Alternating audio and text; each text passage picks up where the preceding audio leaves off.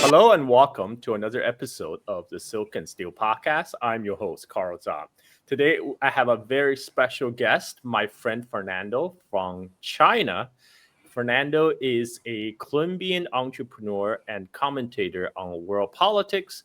And I invited Fernando today because I saw he was featured recently on China Daily and I believe CGTN. Yes, Fernando? Um, Yes, CGTN, China Daily, and others. yeah. And on the current crisis unfolding in Venezuela. So my pleasure to introduce you, Fernando, to my audience. But maybe you should do a brief intro of yourself because I think you do a better justice than me. Maybe just briefly tell people who you are and what you do, etc. Sure. Well, first of all, thank you very much, Carl. It's a pleasure and it's an honor to be with you. And those of you watching, thank you for lending me your eyes for a while. My name is Fernando. I'm from Colombia. I came to China in the year 2000, and I started a business of English language training centers in the city of Dongguan in Guangdong. Um, that started in 2004, 2005. And I retired in 2021, basically 2021, 2022, with a double reduction that took place in which whatever subject that was taught at school could not be taught at training centers unless you were a nonprofit. So that was a no-go for me. And since then, I started just different endeavors. Basically, I started a website called Media Without Means. Media Without Means, it's where I try to fight misinformation by educating people and talking to people about the stories, the other side of the stories, namely, China. There's a lot of misinformation about China. And other than that, I decided to travel. So I've traveled all over China, mainland China, and Hainan. There's two places that I haven't been to. I haven't been to Taiwan, and I haven't been to Xi'an or Tibet yet. But every other province I've visited, more than 230 cities. Wow. And that's since 2022, traveling in my RV. And I recently started a new endeavor, which is to do the same, but this time biking around China.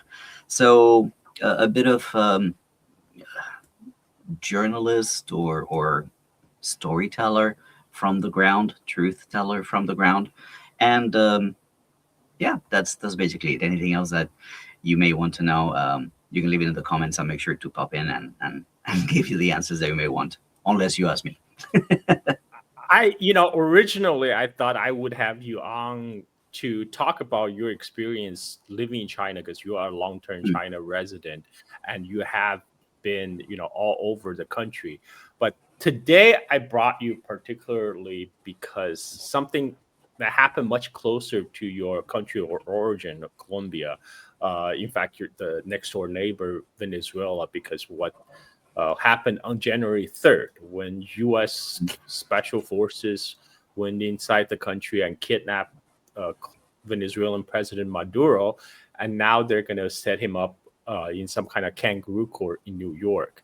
Um, I and after immediately after that, Trump threatened to go after Colombia. Which is quite surprising to me because Colombia, to my understanding, has been the closest U.S. ally in Latin America. I mean, the I can see the only reason that Trump might have a problem with Colombia is Colombia have a new leader, have a new president. President Petro is trying to improve relationship with its neighbor, with Venezuela, and it's trying to pursue a independent foreign policy. Of course, that's a clearly no for U.S. empire. They don't care about past history or cooperation or friendship, whatever. As long as you deviate from script, no, you are now persona non grata. So please, being a person from the region, this is why I have you here. Please tell me your takes on the unfolding events. Um, when I woke up to the news, the first word that came to my mind was it was too easy. It was too easy, and that meant many different things in many different spheres. too easy in the sense that it was too easy to go into a sovereign country without pretty much no resistance whatsoever, find the president exactly where he was, kidnap him, and fly out and take him to New York. That in itself is too easy. So that there's a tons of questions that are derived from that, like were there traitors, were there informants, were people paid, were there? I mean, how did that come to happen, right? Um, what kind of technology was used in order to find him or to immobilize defense mechanism? I mean, there's a lot of questions, as I said, with that little aspect. The other part of it was too easy, had to do with the international organizations that are supposed to safeguard sovereign countries from things like this happening. Where was the UN? Where was Europe? Where were all the leaders condemning this action? You have Prime Minister of the UK unable to judge what we see is a violation of international law, is a violation of the UN Charter.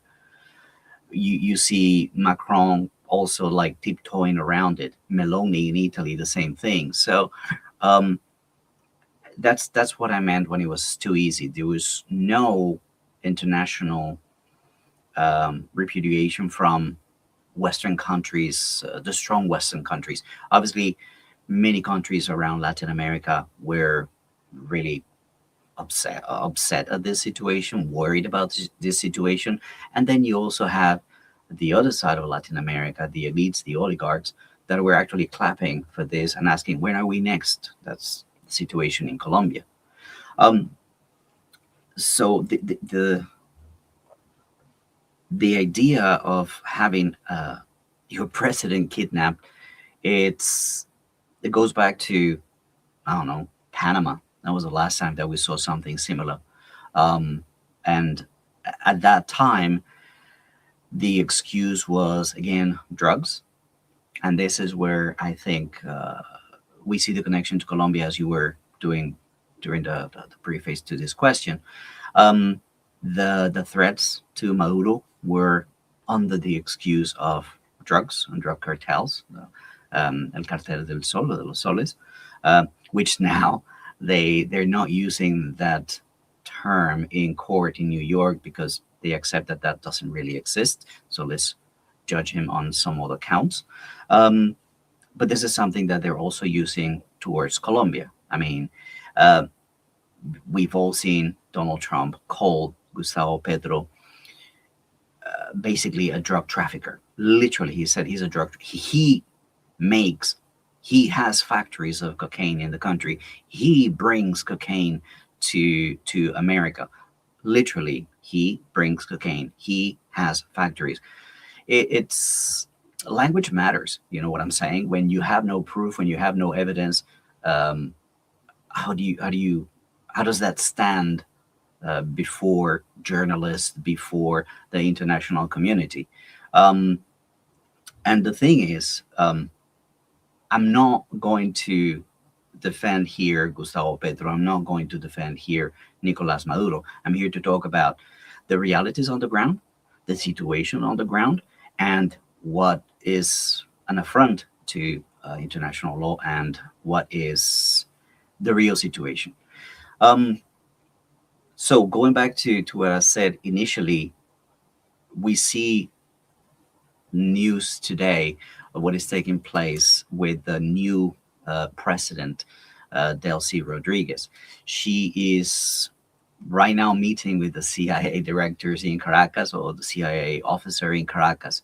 Um, there are apparently some concessions being given to Trump and some oil executives already. So we see that there's something going on. Trump is going to get something out of this, and it was not about drugs. In that sense, if I connect it back to Colombia very quickly, um, we don't have much that America may want, not unlike Venezuela, which is the oil and more importantly, minerals. Um, the whole idea of going after Colombia is just noise. There's no reason why Trump would go for Petro. Those are threats that, if Trump has consultants and people that he can talk to, they'll understand that there's nothing he should do or could do in Colombia.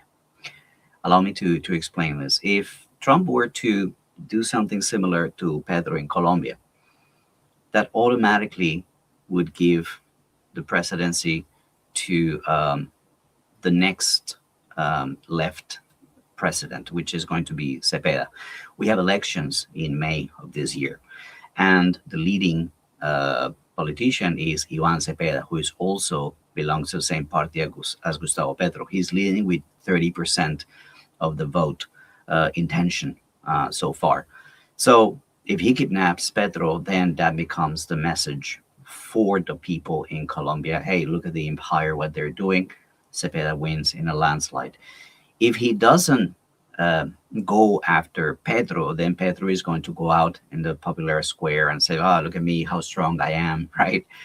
He did it after he talked to Petro on the phone, and he said, like, "Listen, what Trump is saying. It is an honor to talk to President Petro." So obviously he's already selling that as, "Oh, I'm a strong leader. I'm a strong person. This is who we are." Both of these moves are going to be beneficial for the presidency of Iván Cepeda. Um, when you think about what can America do, there's really very little they can do. The second person in those polls is coming a half that. It's around 16% of the intention of vote. His name is Abelardo de la Espriella. He's an American citizen, dual nationality, and he made his fortune basically. He's a lawyer, and he made his fortune representing paramilitary and drug dealers in Colombia. Um, for context, Iván Cepeda's father was killed by paramilitary. So this conflict in Colombia couldn't be any more real and more heated than this. And the people are tired. The people are tired of the oligarchy that, I mean, we would have to talk about a very long history to explain the situation in Colombia.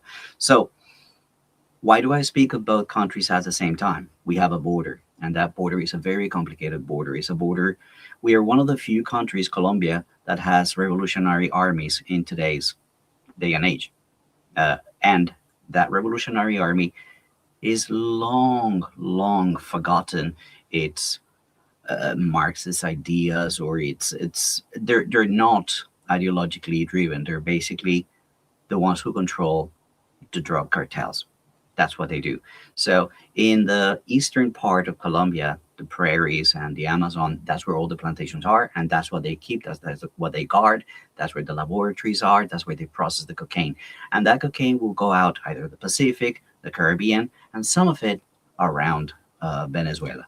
Not a whole lot because they don't control that other country, but that's where a lot of some of the cocaine actually leaves these plantations.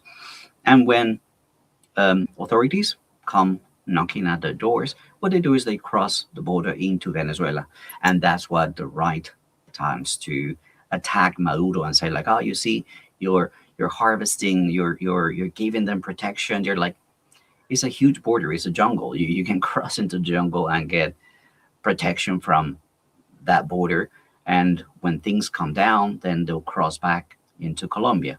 Interestingly enough, when January 3rd happened, there was a word that they were going to attack all over the place, that they were coming in hot. So all the leadership of the Revolutionary Army crossed the border into Colombia to feel safe. Once things calmed down a little bit, they went back into Venezuela. So it's a very complicated dynamic. We can explore it in many angles, and well, I'm here to try to clarify this. There's so much to talk about. Well, thank you, because this we don't. Sorry, my son is here. Let me one. One second. Sorry, my eldest has been pestering me to go to the beach since this morning, and I promised him we will go when it's not sun is not too hot, and I'd say nothing. But kids, they can't wait. Like they have no Yeah. concept of the future. It's like I tell him, let's go at 5 o'clock. That means nothing to him. He just wants to go now. Is it 5 o'clock Yeah. already? No, we still have an hour. We still have a couple hours So actually. I think in the article I mentioned something that's key, because analysts and research on the ground have information that doesn't get out all that much. And the very little that we know, there's very little sources. But talking to people on the ground, the fact is that America made this decision because they needed to get rid of these three very important factors that were present in Colombia at the same time. One was Chinese investments and Chinese influence, both in oil. There's some level of investment in oil, but there's also a lot of investment in minerals. These are minerals that the Pentagon needs, since China is squeezing these rare earths, and who they sell them to, and how they use, so that the Pentagon doesn't get them. Well, these minerals in Venezuela are quite important. These minerals are in a place where it's a little bit of a lawless exploitation of the minerals, so it's ripe. It's prime time to go there and kind of like exploit these minerals for the benefit of the military-industrial complex. There's also Iran. Iran was, according to the website from the U.S., the Treasury Research and Paper, Iran was actually manufacturing and developing some drones with capabilities that could actually reach the United States. Again, this is the voice of the United States, but this is kind of like a research that they've done. And there was also some military expertise and training from Russia. So all these three rivals of the United States conflated at one point in Venezuela, and they deemed the Pentagon that it was time to do something. As I said in the paper, the oil is just a distraction. The oil is just the cherry on top. The main thing is get rid of these three rivals' influence in Venezuela and Latin America. So it actually leads to probably the next question is what's going to happen next. We're seeing now oil companies moving into Venezuela. There was a big donor.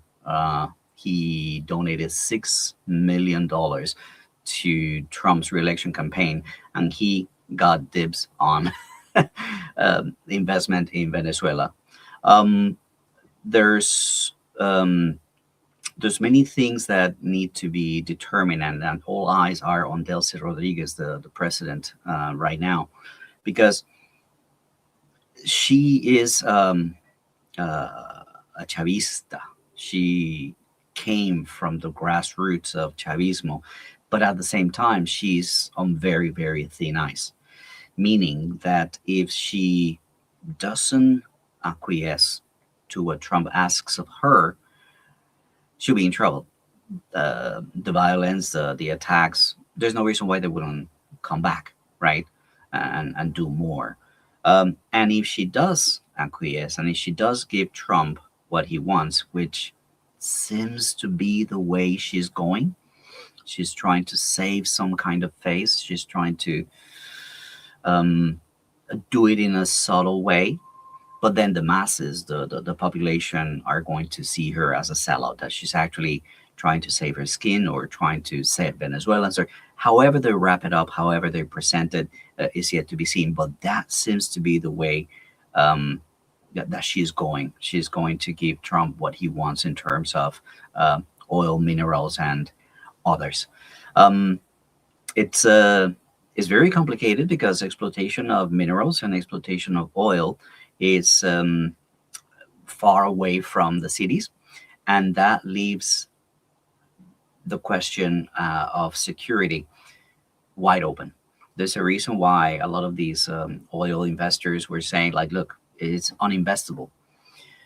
Why is it uninvestable? Number one, the kind of oil that they're talking about is very heavy oil. It's doesn't have the uses that you and I would think automatically when we think of oil. It's probably good for just asphalt and pavement and whatnot. If you wanted to use it as fuel, you would have to mix it. You'd have to mix it with, connect the dot, with Iran sweet oil. If you are able to process and refine this oil to the level that it can be used as fuel, then there is money to be made, and there's a future there. But in that sense, it's uninvestable as it is. Now, the other aspect is security. As I was telling you, the Revolutionary Army of Colombia goes in and out of Venezuela as if it were their own home. And one of the key strategies that they have to destabilize the government in Colombia is to blow up pipelines. So they would have no issue giving the Americans any trouble, either at the mineral mines or at the oil sites. So that's something that Americans are also computing and calculating, because it basically means you need to have security there. You need to have either American bases, American army men, or mercenaries to protect their investments the same way that they do it in other parts of the world. But then that's another change in the equation in terms of security for the region.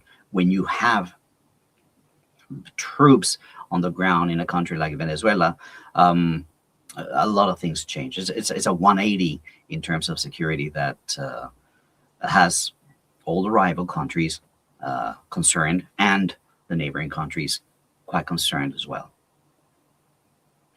Yeah, there's a lot of complication and nuances in this that most people probably even not aware of outside of the region. That's why I'm glad I have you here.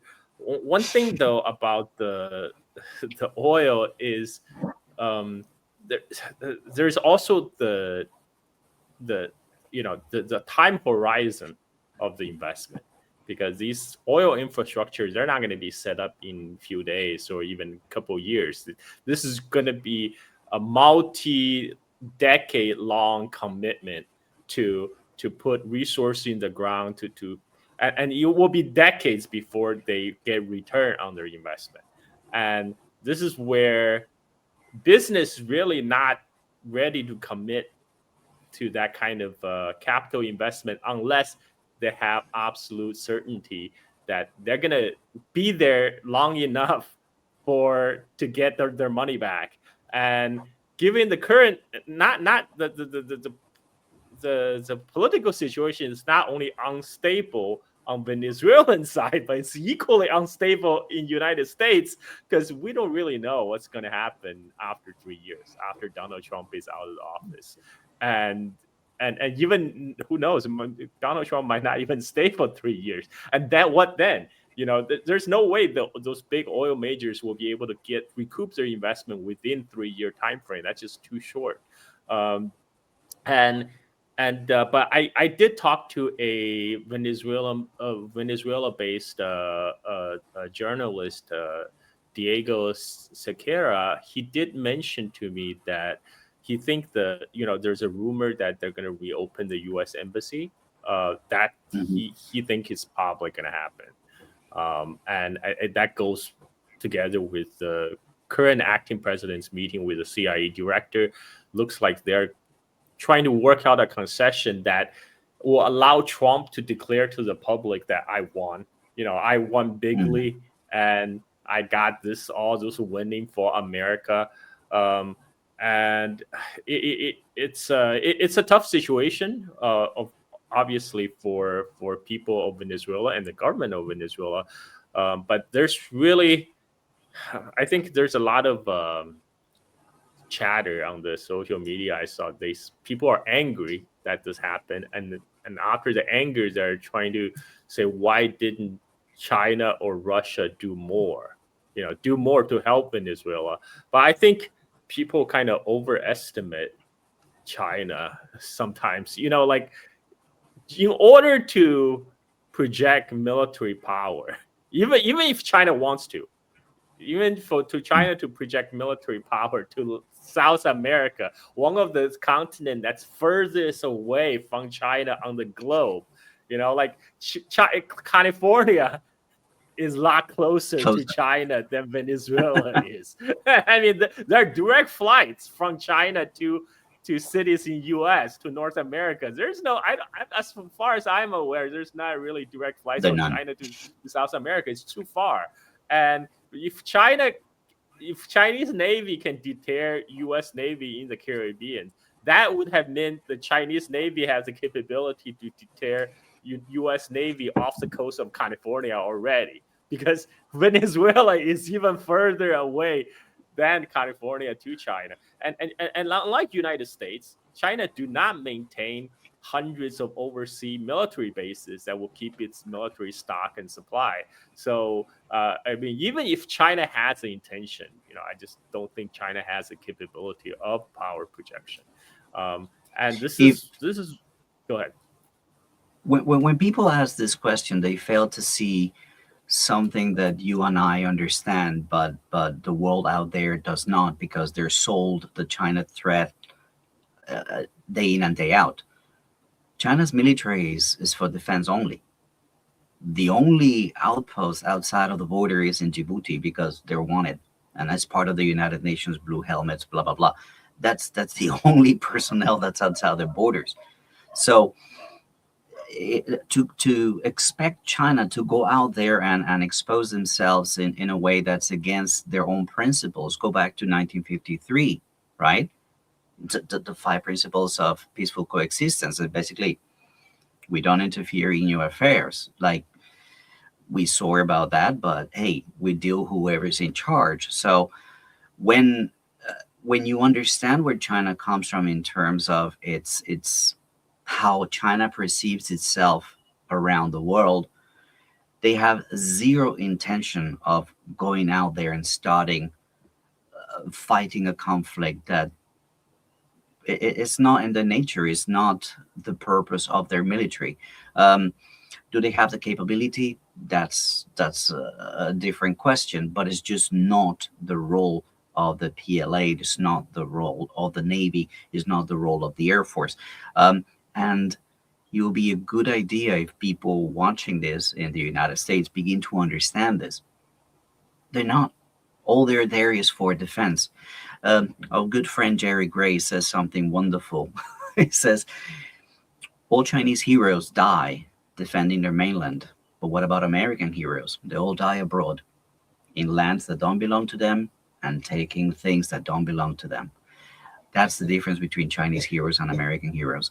So people asking this question are a little bit unaware of the nature of China and its military and its functions. Do they sell equipment?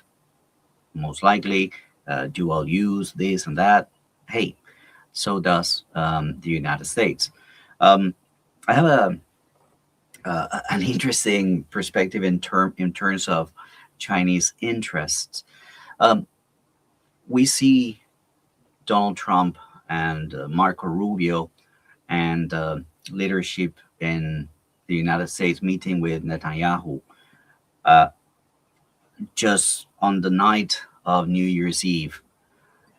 He's a wanted criminal.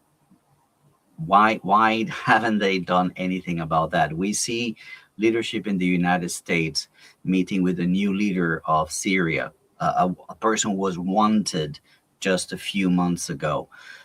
So the change of perception is what America does. Do we see China meeting with emissaries from Syria? Yes, of course they do. And you ask yourself, but why? Why? Because China deals with whoever is in charge. They don't go there and meddle with your stuff. They don't go and tell you do this, do that. Whatever happens in your country, okay, hopefully we can do business together. We can have a relationship after the dust settles. That's China. So you cannot expect China to change who they are and go out and defend a country on the other end of the world. when they let the chips fall where they fall, and they know that once you go down that path of being the world police, as America is, um, there's no turning back. There's no turning back. America, even if America wanted to uh, scale down from their military presence around the world, what is the lecture? What is the reading? What does that say to the world? They can't. They just can't. The same way that they are exposed with the dollar being used as the trade currency of the world. They can't walk away from that. That's why you don't see a BRICS currency.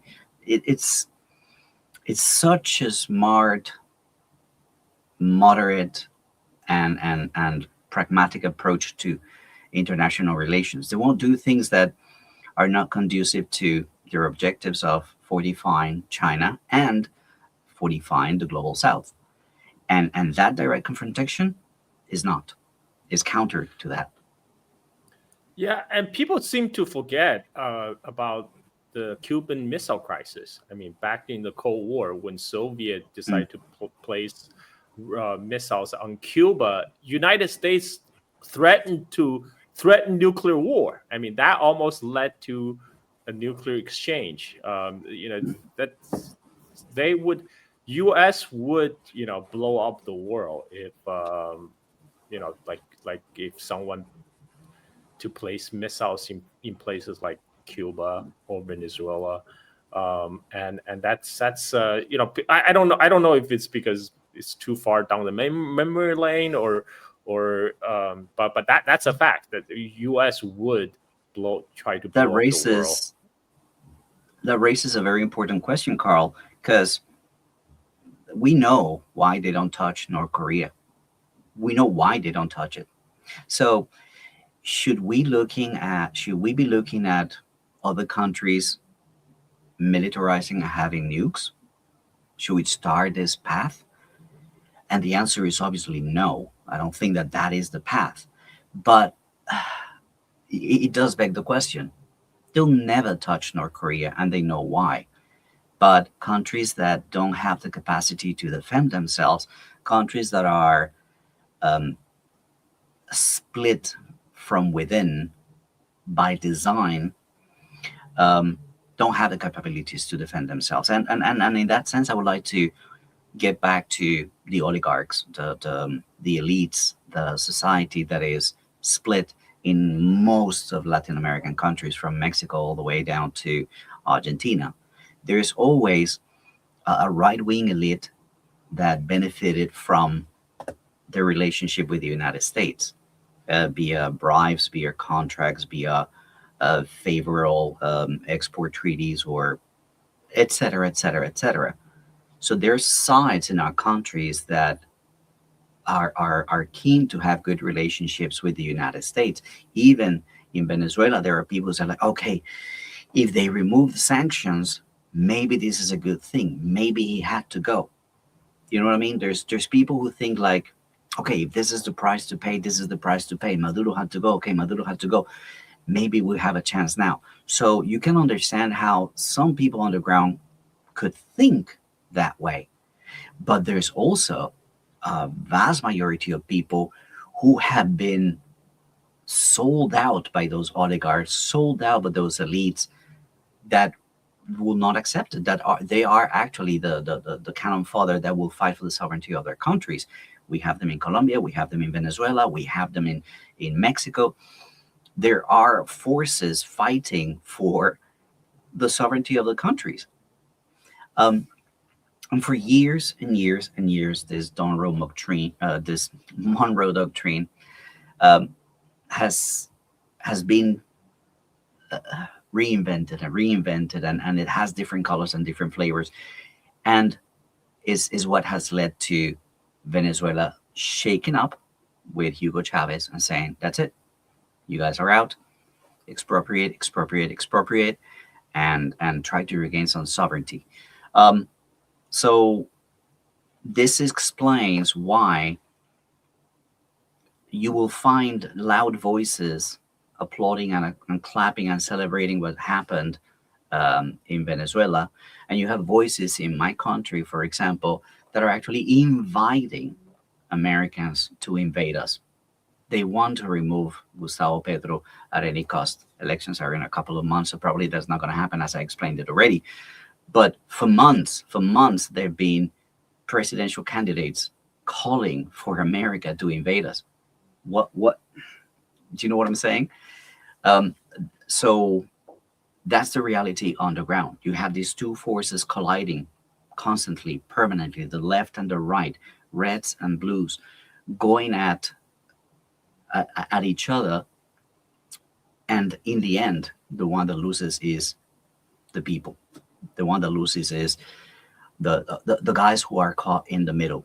In our countries, via violence, in our countries, via uh, corruption. So a shakeup like what Chavez did in Venezuela, with all the struggles that it brought about, is one option. Is one option for a lot of countries. It's one option that we have come May 2026 in Colombia when we go to the election booths and choose our next leader. The main thing is when you analyze, when you when you ask the question, okay, who has a chance to win in Colombia? Because we've had a wave of right-wing presidents winning in Latin America, from Milei a few years ago, but then it was Chile, then it was Bolivia, then it was Ecuador, Honduras. Right, there's been a wave of right-wing presidents that have won over the last year or so, and our elections are coming in a couple of months. There is no chance that the right will win, and I'll tell you why. Petro has been doing a couple of things that are kind of ensuring that Iván Cepeda is going to win. Same party, as I said before. Number one, um, he redistributed land. So he took land from drug dealers, drug traffickers. He took land from paramilitary. He sent them to court, and then distributed to farmers. He just gave land to farmers. That's millions and millions of farmers that are indebted to Petro, that love him to the end because now they are landowners. The other thing that he did recently was that he increased the minimum wage by 23%. Wow. You gotta consider that inflation last year was 5%. So the minimum wage goes 23, inflation is 5. And this was done by decree. So it didn't follow the proper norms of the country. So that's going to be used against Petro in the future, but we talk about that in a second. What does that do? Well, about 15% of the workforce in Colombia earns a minimum wage. That's about 10 million people. Now, sorry, not 10 million, about 5 million people. That's 5 million votes already. Those people, who are they going to vote when this president is giving you more money? And their families, whoever is eligible to vote. So he's done a couple of things that are pretty significant, pretty populist, if we're being honest. And the last thing that he did, Petro, is that he eliminated toll fees. You don't have to pay toll fees anymore. This was like a couple of days ago, a couple of weeks ago. So all the farmers and all the transportation professionals, they're now getting more money in their pockets. So again, that's another millions and millions of people who he is winning hearts by doing these kinds of things. Um, so so you can see which way the water is flowing. Cepeda is very likely going to be the next president of of Colombia. And what is the next move? Talking to experts and researchers on the ground, what they expect is a campaign similar to what happened to Maduro. Illegitimate. Just say that the elections were stolen, illegitimate, and that's the campaign that starts, and maybe removal at some point is in the cards. Who knows? But you can see that that's probably what's going to happen, because to have another left-leaning president in Colombia, a country that has coast over the Pacific and the Atlantic, such such an important geographical position, um, and some resources that might be of interest to some companies in the U.S.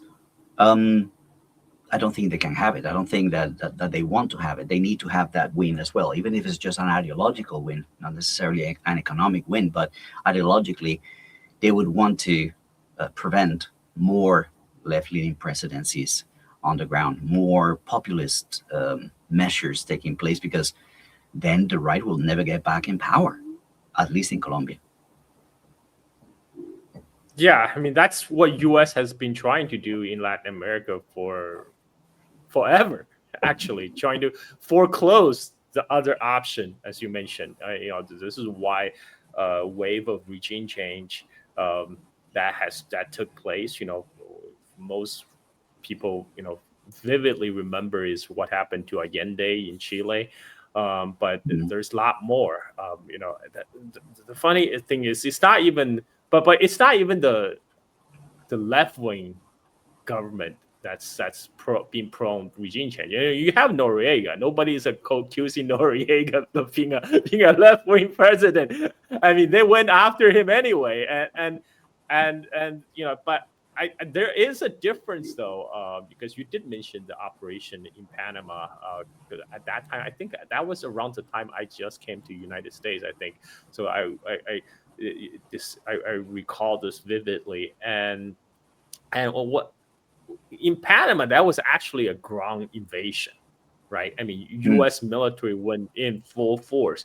What in happening in Venezuela is a little bit different. Right now, they're doing economic embargo. They're seizing all the oil tankers that's coming in and out of Venezuela, trying to force an economic collapse to put up additional pressure on the Venezuelan government, and then they did the kidnapping of Maduro, which is like very Hollywood, like, oh wow, we had this awesome US military doing this big successful operation. First they claim nobody was killed, right? Like that's what their Mhm. first claim. They say nobody was killed. And then now news comes out actually 32 Cuban bodyguards of Maduro actually did die trying to defend Maduro. So There were civilians and military that were killed, and sorry if I cut your train of thought, but it just brings back another idea.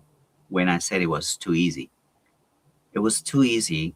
So Trump is in this celebratory mode and thinking, I might as well do it somewhere else. I mean, if it was so easy, just do it somewhere else.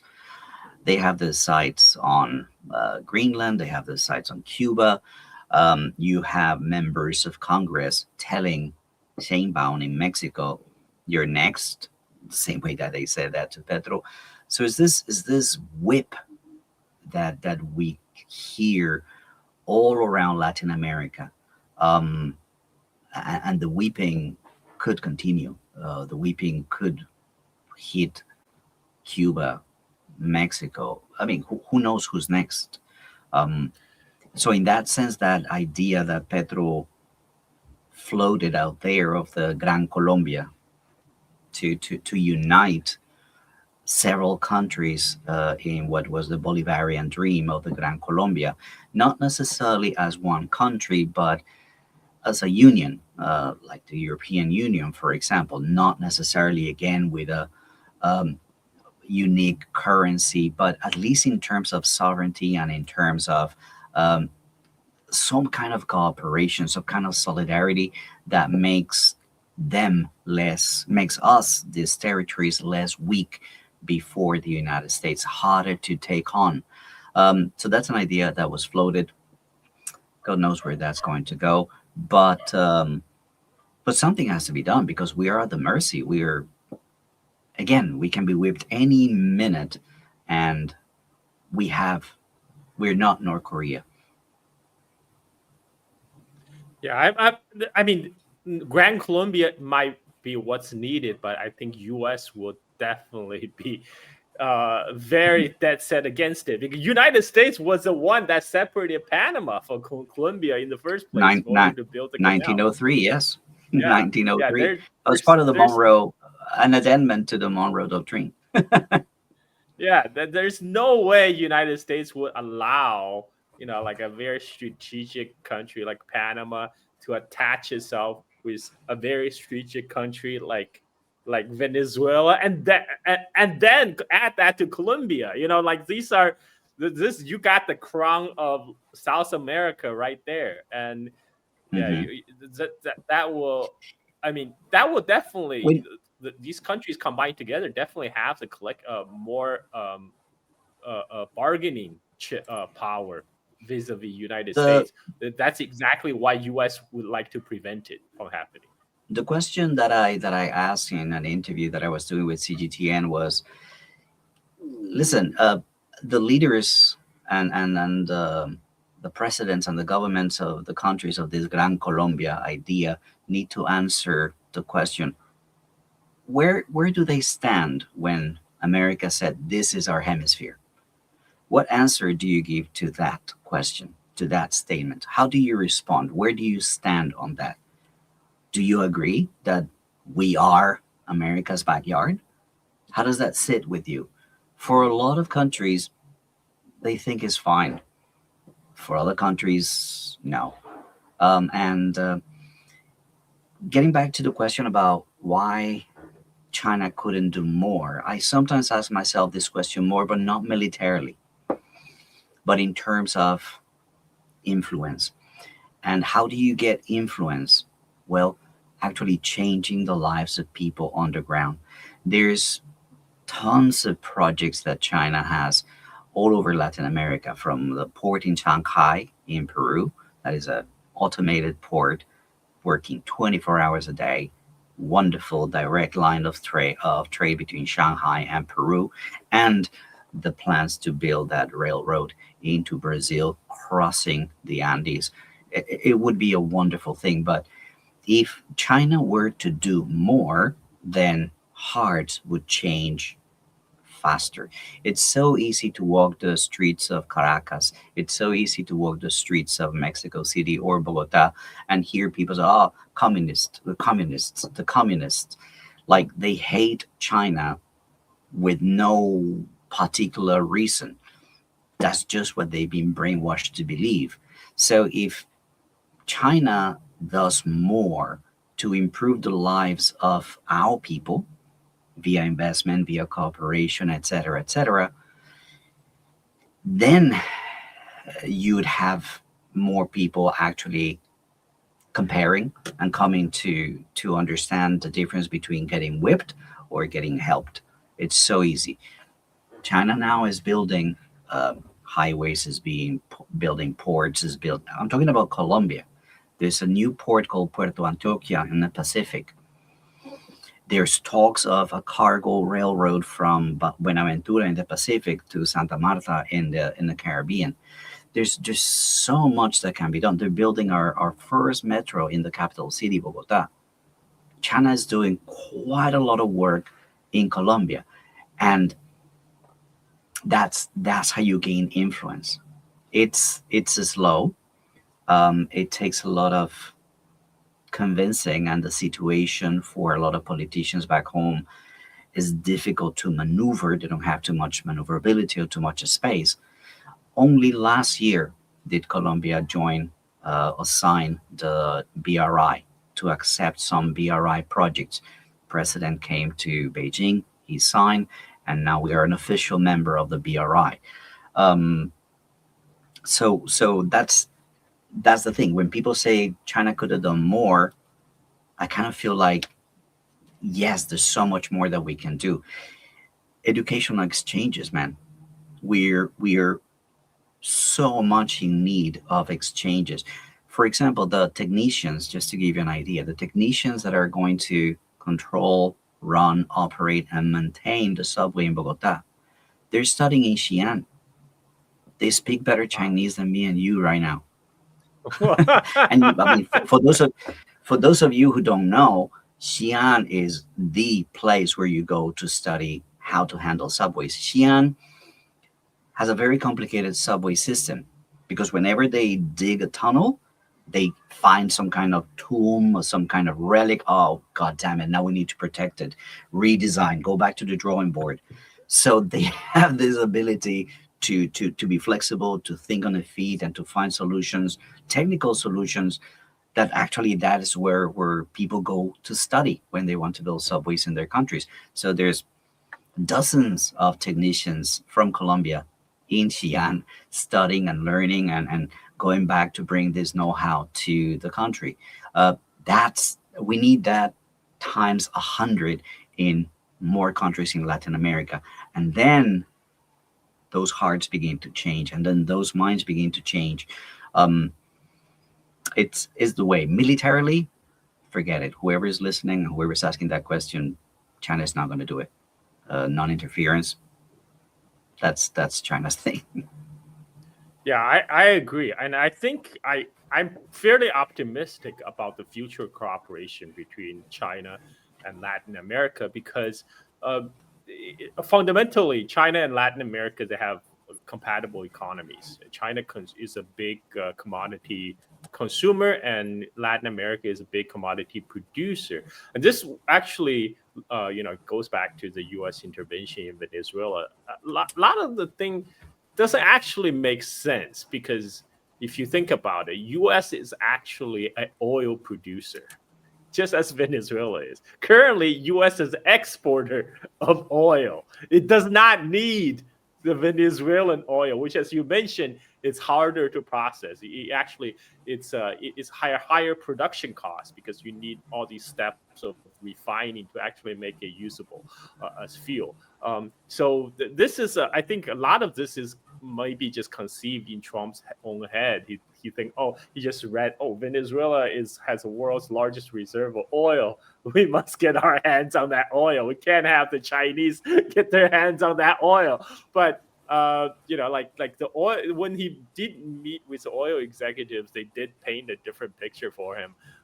Which brings me thinking, why didn't they have a consultation before this? You would think you should have consulted with the oil majors before you go and grab more oil. But Because it's not about the oil, as I said. It's not about the oil, as I said in my article in China Daily. Maybe we can post it in the in the yeah, description of the video. It was not about the oil. It was about the presence of these three very important countries in Venezuela, um, doing things together that the Pentagon simply did not like. It was not about the drugs either. I mean, everybody saw this salami slicing of violation of international law, just blowing up speedboats full of cocaine or not, it doesn't matter, but that those are extrajudicial killings, and the international community just looked the other way. I postulated an interesting question that didn't go too far in in Chinese media, but if it's okay for the United States to kill and bomb and blow up speedboats that are bringing drugs because they're going to kill Americans, do you reckon that China is within its rights to blow up ships and boats and whatever that is going to bring weapons to Taiwan that are going to kill Chinese people at some point? That's the only reason they're in Taiwan. 6-7, like if that's okay, then this is also okay. If that's okay, this is also okay. Of course, that's immoral. That's deranged behavior. But then it does make you think. That wasn't what's about good for the drug. It gander wasn't is about good for the democracy. goose, right? Correct, Well, Mundo. If it was not about drugs, if it was not about freedom, if it was not about democracy, because regime change didn't really happen, and if it wasn't really about the oil, what was it about? this is the Minerals, and I thing that insist, and I'll die on that hill. this is the thing that you mentioned that the U.S. is now creating a precedent. This is what I said when U.S. was doing its freedom of navigation patrol in South China Sea. I say, well, I mean, just wait until China has built enough ships. I look forward to the freedom of navigation patrol off the coast of In California. Santa Well, Catalina, right yeah. well, right now, China and Russia now they're conducting joint exercises off the coast of Alaska. They're so what.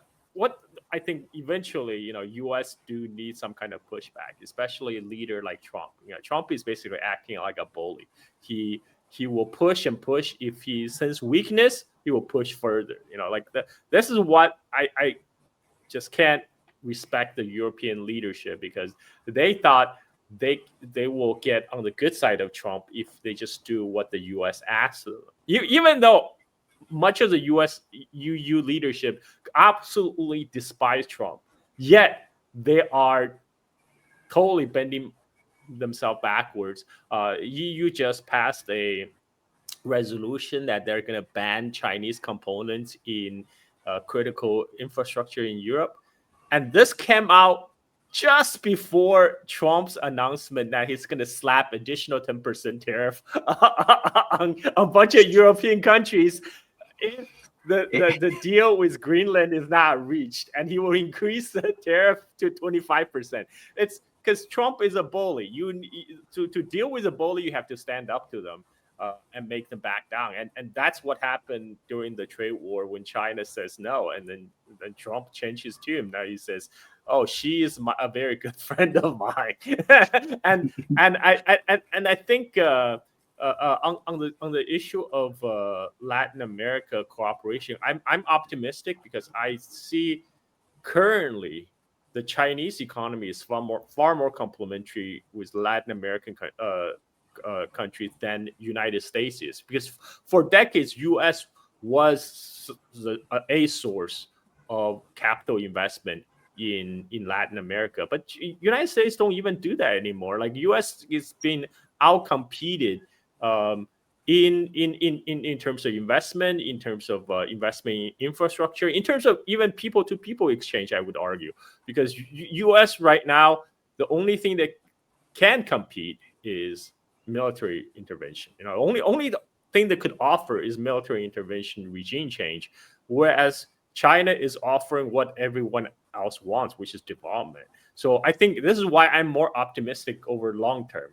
There will be setbacks, there will be U.S. intervention in the meantime, but over a long time horizon, I think the China and Latin America will move close. I mean, you just had Scott Carney, the PM of Canada, just visited China, an Anglo country, Anglo Five Eye country, no less.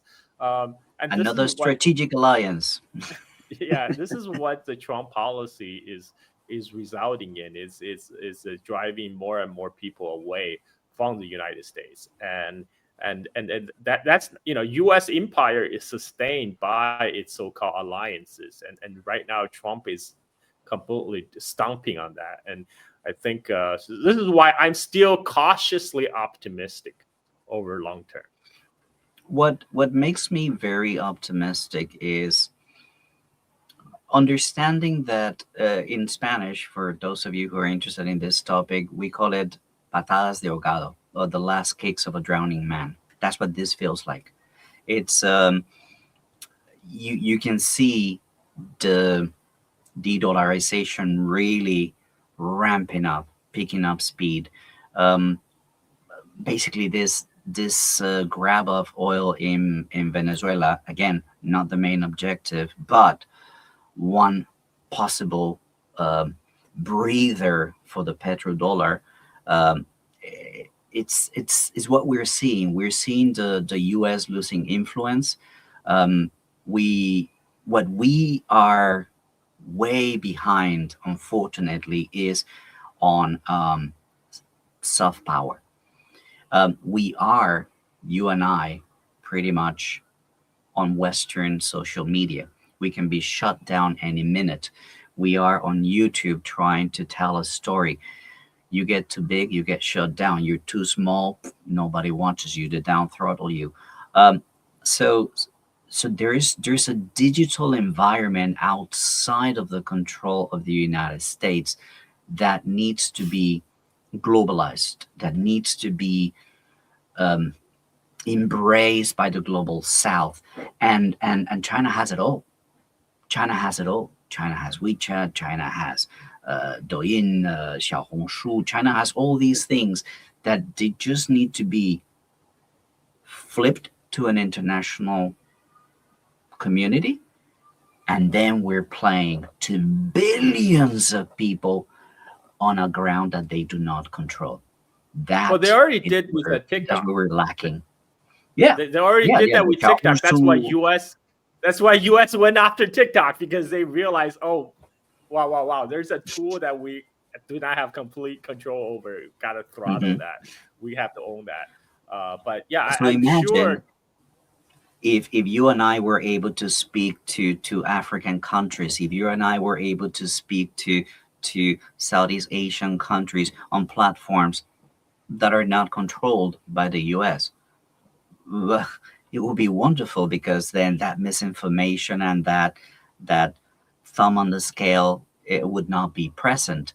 That's where I think there's so much more ground to cover, and it connects to digital sovereignty, to cyber sovereignty, the issues with Starlink, right, in Iran. Um, it's so complex, and it's so green still, that these countries in the global south haven't actually awakened to the necessity of creating something, some sort of alternative. And China is ready to lead in that department, with social media, with platforms, with AI, an AI that is not the ring tearing form of AI. You can exploit it and model it whichever way you want, and it's free, open source. So there's there's so much to do in soft power, if you know what I'm saying. Um, I don't know when we'll be there yet. When we'll get there. At what point should we just start having these kind of conversations and broadcasts in other platforms? But for the time being, we're here, and whatever we say or don't say um, is at the mercy of some algorithm on some guy on a desk in uh, Montecito or whatever. Well, I feel I can talk to you forever, Fernando. We can just talk about anything, and there's so many fascinating topic. Like a lot of the stuff that you talk about just happen to be my interest as well. So I look forward to have you back to my show. So Hey, thank Carol, you thank for you so very much. yeah, thank you for making your time to speak to my audience. If people want to follow you on social media or elsewhere, where would they go? You can follow me on Media Without Means here on YouTube. Media Without Means. Also, well, in on X is Medios Sin Medios, which is in Spanish, but Media Without Means is fine. It's also a website, mediawithoutmeans.org. So hope to see you over there with some of the content that I put over there. Yeah, people give Fernando a like and a follow, and leave your comment below to tell us what you think about our discussion. About China, about Latin America, Venezuela, Colombia, and United States. And thanks to everyone for tuning in. Until next time, bye bye. Cheers, guys. Bye bye.